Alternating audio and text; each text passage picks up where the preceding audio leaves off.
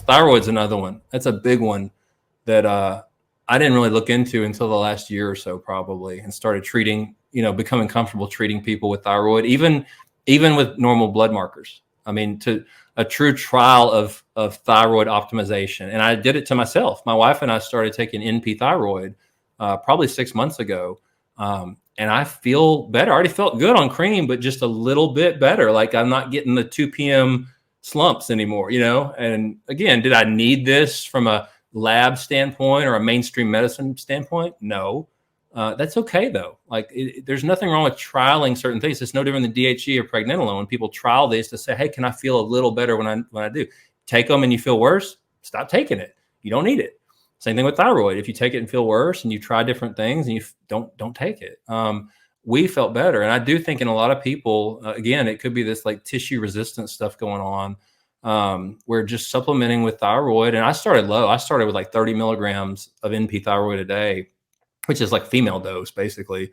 And I'm on 60 milligrams a day now, which is still fairly low.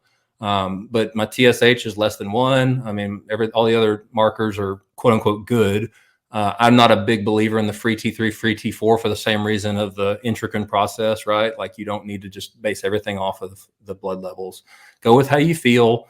You'll figure out if you're too high on thyroid, I promise. When you go too high, anybody who's ever taken T3 by itself, like in college for fat loss, you know what it feels like to be too high on T3. So you'll know probably if you start getting jittery and sweating and feeling weird. But I would say for that guy though, we don't have enough information. So you'd have to really look into this protocol and everything. And for this 2 p.m. dips, do you take it before lunch then?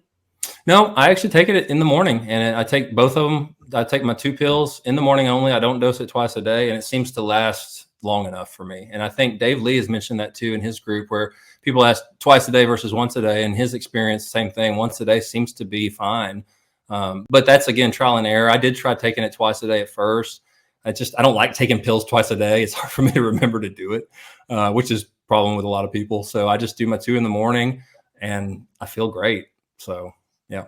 Give this video a like and visit the shop test store for your supplements, insulin syringes, disinfection alcohol pads, and 10 ml glass vials. Also check out my new ebook Acne on TRT.